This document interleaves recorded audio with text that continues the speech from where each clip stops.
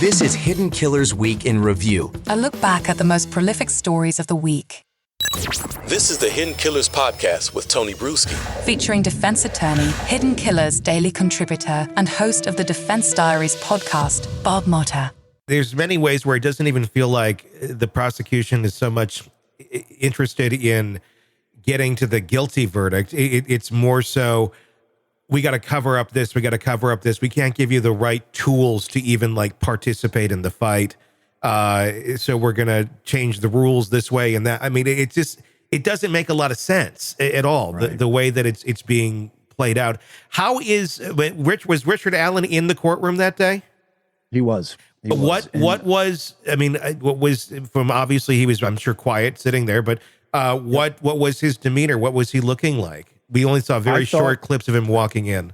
I thought he looked better. Yeah. To be honest with you, I thought he put on some weight. I was sitting behind his wife a couple rows, and, he was making solid eye contact with her, like it seemed to be some kind of like, nonverbal communication between husband and wife. Yeah. It was, which was a big improvement, from the times I'd seen him before. He looked like a zombie. Yeah. So, there were times when he'd be looking up at the vast ceiling and kind of like staring off into space and just, so I think he floats in and out a little bit. Yeah. But in terms of like how I've seen him in the past, I would say that there's been improvements in terms of his mental health. But that's just me observing, sure. But he looked healthier, both physically and mentally, to me. Okay. Where does this go with the lost tapes, and the lost, not even lost, just never keeping a record of who they interviewed, in that time window? Cause that seems to be kind of a big thing. And then just to take their word of, yeah, we lost it. We don't know who we interviewed, but it doesn't matter. It would be nothing to exonerate. How would you know if you don't even know who you interviewed? In the first days, the most critical days of the investigation, they have TV shows, the first 48. It's like exactly. Those are like, the critical days, and it's all overridden. And ultimately, they get on the stand, and they had Mullen, the state put Mullen on again. And, he tells the story. He's like, look, and we're talking about a DVR, which is all, a digital video recorder that had 6 terabytes of memory. And the story that he tells is that somehow a setting got changed in order to have the thing running in the 3 different rooms. I believe he said that it records 3 interview rooms. And so for 3 days, this thing's running, 3 full days, and that somehow that overrides all of those 3 days, because it goes through all the memory and then starts overriding it. And when they finally discovered that this has occurred. Now, I had somebody come on who's a security expert and tell me on one of my lives, he's like, look, I could just tell you a 1 terabyte DVR is capable of recording that many rooms, 24 hours a day, 7 days a week for 30 days before it overrides. Yeah.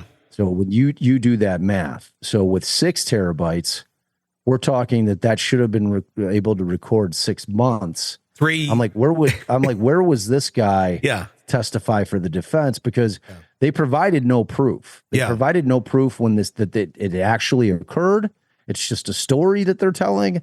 There's some story about them getting Chinese software. There's no proof that they bought it. There's no proof of what they tried to do with it. That none of that was put on.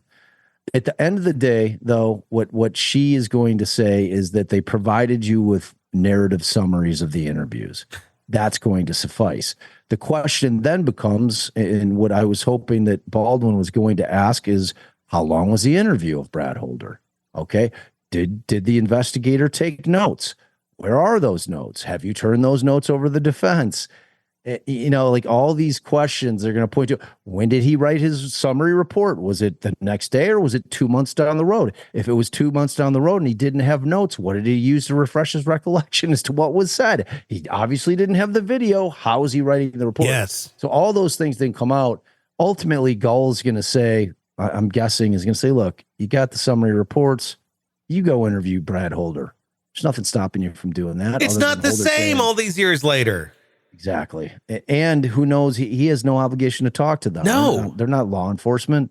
You know, he could tell them to pound sand. Well, and I'm sure in how many years now, if he needed to get an alibi of some sort, he could have figured that out pretty well at this point in time.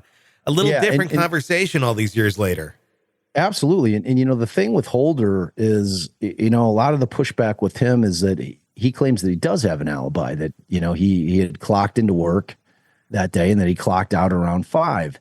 And, you know, we have no idea if that's true, but even assuming if that is true, what we don't know, we have no idea when the girls were actually killed. Yeah. Like people are just assuming that this happened as soon as they went down the hill.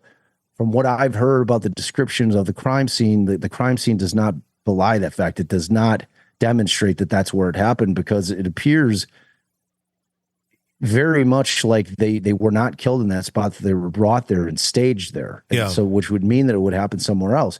You know, we know that the medical examiner wasn't able to establish a time of death, which means it could have happened anytime from the girls go missing all the way up until the time that they're discovered the next morning. Yeah. So we don't know what the time of death is. So him saying that he was work till 5 o'clock means nothing. No.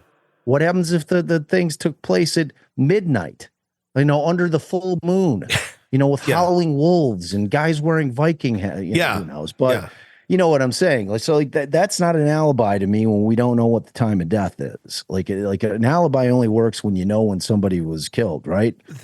So it's kind of just shocking that some of this can even take place. That a judge can be like, oh, okay, well, that works. That we can have no evidence. We can have all these pieces of evidence missing, all these interviews missing, and no notes on who was even, and be like, yeah, you know, shit happens. Because look, I mean, at trial, that's when we're going to find out. That's when we're finally going to get our answers as to why the hell the Unified Command decided not to follow this thing. Now, if they can come up with, if their answer is, well, Brad Holder gave us an alibi, so he was off the list. Elvis Fields, you know, he's incredibly stupid and he's got the IQ of a 7-year-old, so he was off the list. He's not capable of this. Johnny Messer, he said that he wasn't in town. You know what I mean? If that's what their excuse is, that's the evidence he said, right? He said, and you know, it's like, if that's what it is, the case has a real problem. And then, you know, you have to look at, when all we care about is justice for the girls. I'm like, did they blow it with respect to Richard Allen because they just didn't have enough evidence? And if he is the culprit, like that's the biggest nightmare. So, right, the biggest nightmare would be if Richard Allen was actually the guy and they end up, McClelland can't prove the case up because he just doesn't have enough evidence, or, you know, whatever approach he decides to make just isn't enough. And, you know, and he can't deal with this issue of having, you know, 4 or 5 other alternate suspects that seem as likely, if not more likely, to be the culprits. And then if Richard Allen was the guy and then he walks, like, can you imagine what a nightmare that would be? Like, oh my God, you know, but and all because of incompetent behavior and incompetent police work. I mean, that, right. And egos. Yeah. And egos. That's right. Really what so much of this is just coming down to. And oh my God. Yeah. It's a lot. Well, do you think we're going to see the trial date that has been set for this, or do you? I do. Yeah, I do. I think Gull actually announces to the court that the jurors' questionnaires went out. Okay. So like 600 jurors got their questionnaires in Allen County, and the jury's going to be picked up there. So they will go into Allen County, pick the jury back there, and then they'll be sequestered back in Carroll County. And I think this thing's going, man.